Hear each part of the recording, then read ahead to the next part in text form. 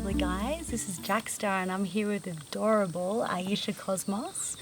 We met probably around last September, October, and we've been on quite some exciting adventures together all around Mexico and in the States. And we're very fortunate to speak at the Lightning in a Bottle festival as well, which was incredible. And now we're back in Mexico in the gorgeous Amatlán, here in the foothills in this divine area, it just feels super magical. I'd love you to share with us what you do, Aiesha, with the Mayan calendar. She is the guru of gurus. It's really helped me understand more of where I'm heading and, really believe in me to the core. Hi. Yeah, so I work with the Mayan calendar, and I've been doing so for the last 18 years. It was something that I first began learning when I was in Canada, which most people think is very strange that I began learning the Mayan calendar in Canada, but that is what happened.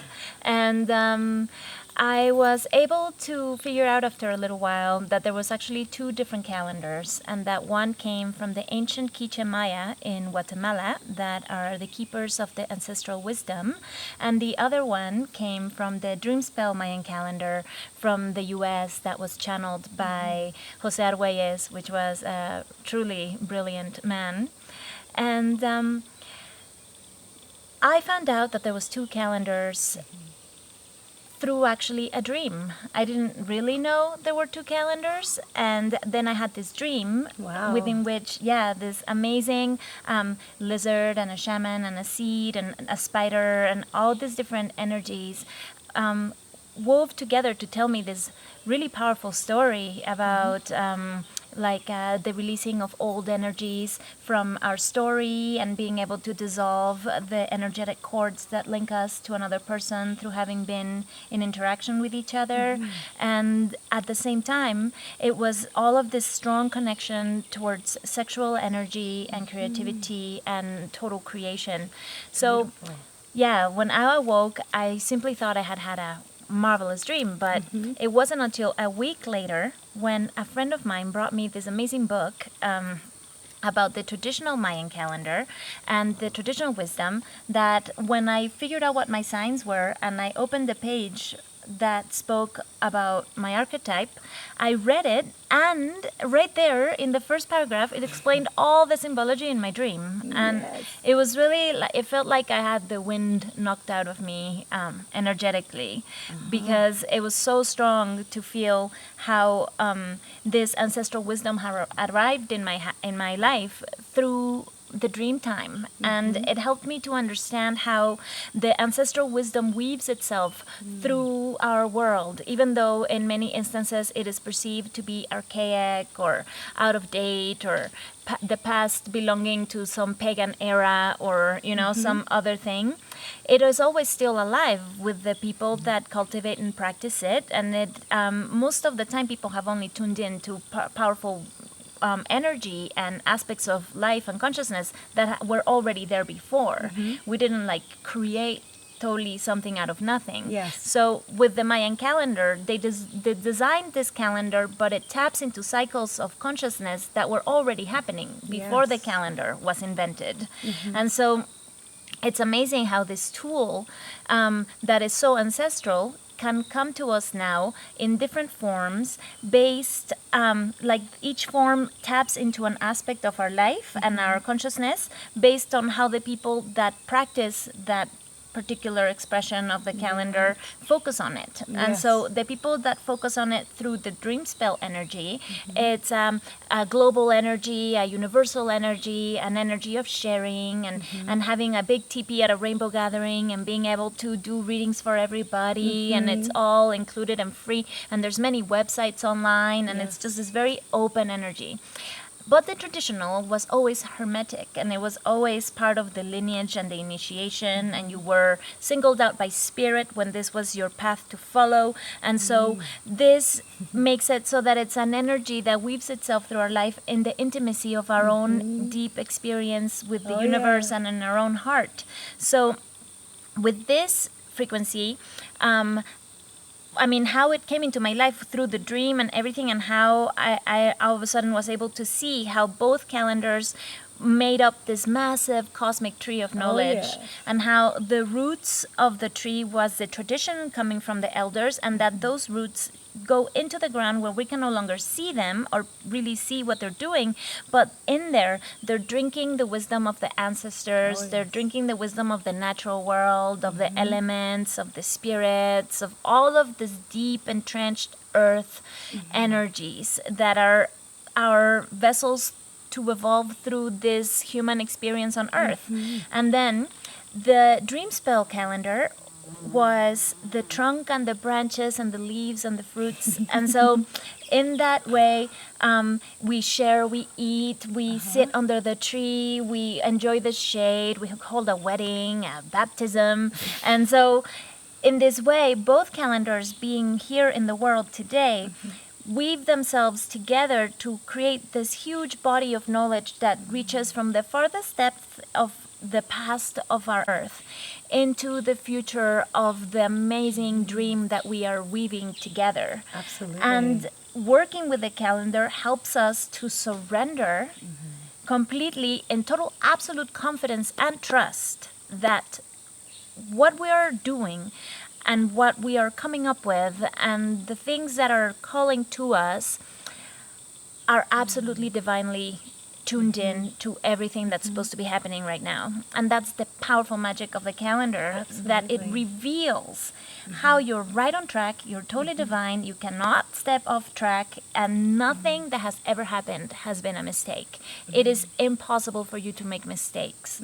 And so that is such a relief, because even though many things weave themselves up and down and we go through all these different experiences in life, yes, I totally get it. Totally intense, but it's all perfectly aligned. Yeah. And so it brings such a huge degree of humility to know that it's not that judgment is wrong, it's that judgment is pointless. Oh, yeah. Because there's nothing to judge. Not because of some psychological or philosophical idea, but because everything is so intricately aligned to the wave of ultimate intent and perfection that there is no flaw in the whole universe's dream. Oh, yes. And so the Mayan calendar just expands that and reveals it and makes it so apparent for any to see. And it is just the most marvelous journey of my life. It has changed me completely. I even do my dogs Mayan signs. They're super duper cute. Well, it's really helped me on my journey in such a huge way. I mean, I listened to the recording, I think we had it last October, on numerous occasions when I'm feeling a little bit blind and I'm not really sure what's going on, because I'm really living courageously. I've surrendered to the unknown, and every day I'm really living in the present, allowing it to unfold. And with my reading, this is the year of my yellow kin star, which means that I really am piercing through new levels of consciousness, but in a degree of being blindfolded. So it gives me this courage to know that it's all okay. And when I listen to it, it just really resonates with me that it's okay. It's all fitting, and just trust in the loving universe, and this is all going to interweave, and these tapestry of dreams are just coming together. So I found that with the Mayan calendar too, and listening to our dreams, we can really, understand where we fit. We fit with our authentic selves and with our authentic gift. So yeah, share with us how you can really, pinpoint that person's year and how that can really make a difference with them to follow this courageousness, so to speak. Yeah, this is something that is only just starting to get extremely juicy for me. I've been practicing looking into the frequencies that every year I go into for the last 18 years. And I feel like I'm finally starting to be able to really dive into it in a way that is far more surrendered than ever before. So every year on your birthday, you enter a new frequency within the Mayan cycles, but you enter into it from your original perspective of your birth. So if as the sign of birth, say for me, I'm an overtone sun, then every year on May 3rd, which is my birthday, I would be sort of like waking up into the sunrise with this beautiful mantle of this other archetype on me. And I would be interfacing with the world and my loved ones and my dreams and my creativity, my personal discipline, my healing, all aspects of me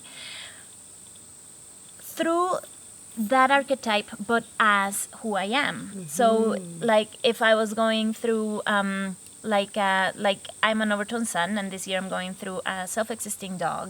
So my overtone sun, which is all unconditional loving, has to come into the dog frequency, which is love and loyalty and devotion to self and family and community. Beautiful. And so it's like taking me into this thing where like my big bright sun energy must come and really shine for the ones that are always there. Well, you were shining so bright at Lightning in a Bottle this year, just a few weeks ago. She had the crowd just magnetized to her. We were up on stage, and there was 300-400 people just in the sacred temple, and her way to describe the magic with the Mayan calendar is just unique in itself. And so after that, I'm sure there was people lining up to have their Mayan calendar readings done, for sure. I mean, if I get any moment that I can possibly take to hang out with this lovely lady, I just grab it, because this is the difference between surviving and thriving. If you really want to expand and grow, you need to surround yourself by people like-minded, that are inspirational and helping each other blossom and grow. And this is the key. It really is that difference of thriving, thrivality. It's the new way forward, and the Mayan calendar can definitely help us with that, particularly with understanding how we interact with other individuals, with relationship readings, which has really helped me as well. Yeah. I've done a couple for Jackie, and definitely being able to understand another people's point of view in life, and being able to see what cycle they're moving through and what cycle you're moving through, and how your energies weave together, but they don't just weave together. Because one of the powerful things that I love about the Mayan calendar is that, in my own understanding and in my own way, it really confirms a lot of Einstein's theory of relativity and stuff like that. Because with the Mayan calendar, since it's all ultimately based on numbers, and it is the archetype that consciousness infuses into numbers, that when you have your own sign and I have my sign, we are actually like numerological values of consciousness. And so mathematics is like the perfect language. Well, this is all the perfect language too, except it's explaining the personality of these mathematical frequencies. So your sign and my sign can be added together. And then if someone else comes, we can add that person too. And so this creates lots of layers of relation, because it's not just a clear-cut relationship between you and me. So your archetype, my archetype. So if you're red and I'm yellow, then we're hidden from each other. And so we have mysteries to unveil with each other. And that means when we connect powerfully and deeply, but then the connection moves on because we're a mystery to each other. So we come out of the blue and then we go back into the mist, and we never know when the next encounter is going to happen. It's just fascinating to learn and grow more and more with this woman every day. And then the other magic thing is that once we begin to really interact, then your red mathematical energy and my yellow mathematical energy come together to create their own expression. And so they become something different. Because I'm the sun, I will have the tendency to always become you. And so together we will be a moon together.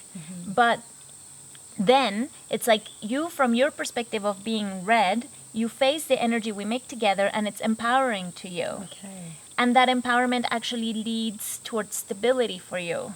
And for me, because I'm yellow and I face the red energy we make together, it's still a mystery to me. So what begins as a mutual mystery then transforms into this collective energy between you and me that ends up becoming very empowering to you, and is still a mystery to me. And so in this way, like, between me and her, we're sisters. So we have this great feminine communication thing, and we really jive with each other's frequency. But if you're in a relationship and sometimes there are misunderstandings, or if, if a person thinks that, oh, but you don't try enough, but it's like, but for that person, the relationship's a mystery. So they don't know how to try. They don't know how to interface. Okay. It's a mystery to them. But if it's empowering to me, then I could see like it's so easy. It's like, what are you talking about? It's clear as day. Yes. But for the other person, it's a mystery. And so doing the relationship dynamic readings is so amazing because it helps you to see the